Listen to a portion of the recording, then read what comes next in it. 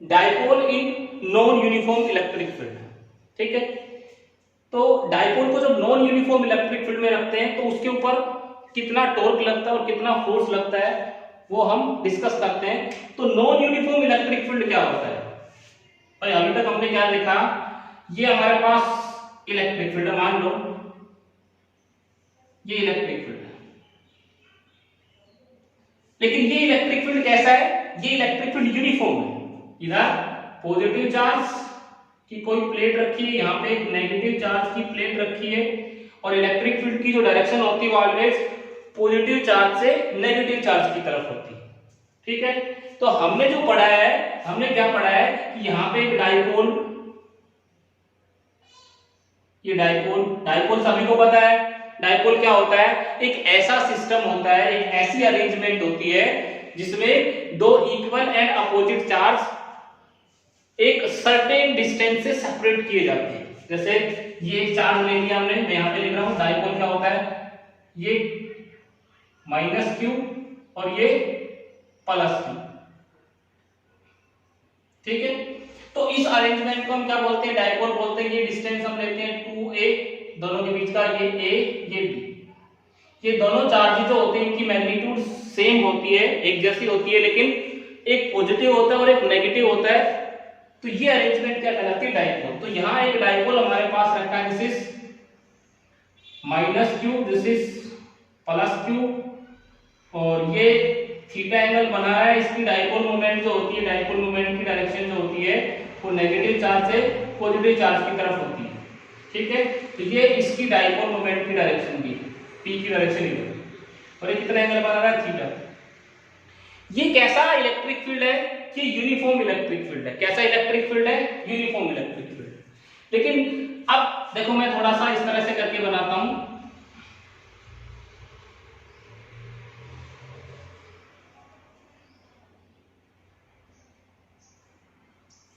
This electric field is non uniform, क्योंकि equidistance line जो होती है वो कैसे इलेक्ट्रिक फील्ड को रिप्रेजेंट करते हैं? यूनिफॉर्म इलेक्ट्रिक फील्ड को रिप्रेजेंट करती है। और ये लाइन इक्विडिस्टेंस नहीं है। यहाँ पे देखो डिस्टेंस क्या है? कम है, और यहाँ पे डिस्टेंस क्या है? ज्यादा है। ये पॉजिटिव और ये नेगेटिव। तो ये कैसा है? Non uniform. Non uniform electric field. ये कैसा है? Uniform electric field. ठीक है, इसमें भी डाइपोल रखा है, दिस इज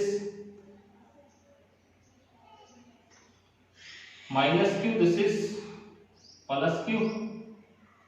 ठीक है, इसको a मान लो, इसको b मान लो, इसको a और b। जब इसकी हम बात करते हैं, इस सिचुएशन की बात करते हैं, तो यहां पे हम देखेंगे कि इसके ऊपर जो फोर्स लगता है, फोर्स कितना होता है? Force charge into electric field, ये फोर्स लगता है। तो सब जगह इलेक्ट्रिक फील्ड की वैल्यू कितनी है? E है। यहां भी E है, यहां भी E है, सब जगह एक जैसी। यूनिफॉर्म का मतलब एक जैसा होता है कि यहां से यहां तक इलेक्ट्रिक फील्ड की वैल्यू एक जैसी है। यानी कि मान लो एग्जांपल देता हूं, एग्जांपल में कि भाई 10 न्यूटन पर कूलम, कहीं पे भी क्या करेंगे? यहां पे भी, यहां पे भी। तो यहां फोर्स किधर लगेगी? इधर force Q charge into electric field, और यहां फोर्स इधर लगेगी चार्ज इनटू इलेक्ट्रिक फील्ड। तो देखो this is F1, this is F2। ये QE ये कितना? ये -QE ये कितना? +QE। तो नेट फोर्स कितना हो जाता है? Net force F is equal to -QE + QE is equal to 0। तो यूनिफॉर्म इलेक्ट्रिक फील्ड में नेट फोर्स कितना होता है डाइपोल के ऊपर? 0। लेकिन ये जो नेट फोर्स है ये एक टॉर्क क्रिएट कर देता है।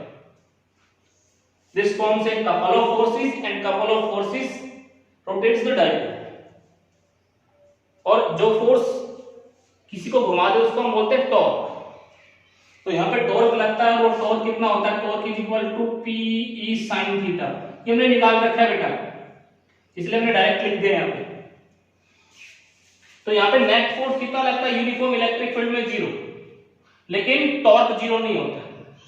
अब दूसरी की सिचुएशन इसमें आते हैं, यहां पे यहाँ पे इलेक्ट्रिक फील्ड की वैल्यू E2, यहाँ पे इलेक्ट्रिक फील्ड की वैल्यू E1, तो यहाँ पे कितना फोर्स लगेगा -QE1 और यहाँ पे कितना लगेगा QE2, ये फोर्स इधर, ये फोर्स इधर, तो नेट फोर्स कितना आ जाएगा, net force F is equal to कितना, F इज इक्वल टू हम निकाल सकते हैं कि -QE, ये कैसा प्लस का E1 और QE2।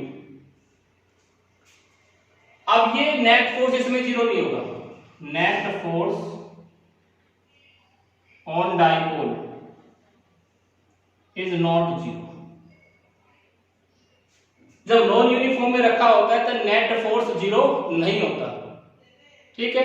तो नेट फोर्स किधर लगेगा, नेट फोर्स उधर लगेगा जिधर इलेक्ट्रिक फील्ड ज्यादा होगा, क्योंकि इसमें भी Q, यहां भी Q, तो यहां से हम इसको देखें F is equal to -Q को कॉमन ले लो, कितना आ जाएगा E1 E2, ठीक है। तो नेट फोर्स किधर लगेगा, नेट फोर्स उधर लगेगा जिधर ज्यादा होगा इलेक्ट्रिक फील्ड, ज्यादा होगा इलेक्ट्रिक फील्ड स्ट्रॉन्गर कहां पे, यहां पे E1 is greater than E2, क्योंकि यहाँ पे लाइंस नजदीक नजदीक है, यहाँ पे इलेक्ट्रिक फील्ड क्या हो गया, वीक, यहाँ पे क्या हो गया, स्ट्रॉन्ग। इस पॉइंट पे इलेक्ट्रिक फील्ड ज्यादा है, इस पॉइंट पे इलेक्ट्रिक फील्ड क्या है, वीक है।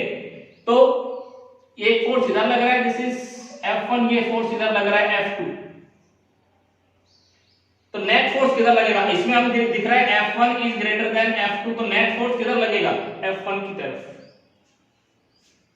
नेट फोर्स किधर लगेगा, इस डायरेक्शन में लगेगा, ठीक है। तो ये जब नॉन यूनिफॉर्म में रखा होता है तो उसके ऊपर नेट फोर्स जीरो नहीं होता है, फोर्स भी लगता है साथ में टॉर्क भी लगता है, क्योंकि ये कपल ऑफ फोर्सेस भी बनाएगा और ये ऐसे घूम जाएगा, ठीक है। तो जब dipole non uniform electric field में रखा होता है तो उसके ऊपर टॉर्क भी लगता है और एज वेल एज फोर्स भी लगता है, लेकिन जब यूनिफॉर्म इलेक्ट्रिक फील्ड में रखा होता है तो सिर्फ उसके ऊपर क्या लगता है, टॉर्क लगता है, उसके डाइपोल के ऊपर लगने वाला फोर्स जीरो हो जाता है, ठीक है। तो इसमें हम ये देख सकते हैं, अगर इलेक्ट्रिक फील्ड इधर स्ट्रॉन्ग है तो जो फोर्स है वो इधर लगेगा, अगर इलेक्ट्रिक फील्ड इधर स्ट्रॉन्ग है तो फोर्स इधर लगेगा। भाई मान लो इसकी जो डाइपोल मोमेंट है किधर आएगी, डाइपोल मोमेंट नेगेटिव से पॉजिटिव की तरफ, ये इस डायरेक्शन, ठीक है। तो ये जब भी dipole non uniform electric field में रखा होता है तो उसके ऊपर टॉर्क भी लगता है और साथ में उसके ऊपर फोर्स भी लगता है, ठीक है। तो this is dipole in non uniform electric field. सिर्फ एक छोटा सा पार्ट इसके अंदर आता है, हमें सिर्फ क्या निकालना है कि डाइपोल के ऊपर यूनिफॉर्म में कितना फोर्स और टॉर्क निकलता है। उसके बाद एक स्पेशल केस लेते हैं, लास्ट में लेते हैं जब when it place in non uniform electric field, तो उसमें हम क्या दिखाते हैं कि उसके अंदर फोर्स जीरो नहीं लगता, ठीक है। तो ये बेटा टॉर्क और dipole in non uniform electric field. Thank you, आज के लिए इतना ही, बाकी की दो प्रॉब्लम्स हैं वो हम कल डिस्कस करेंगे।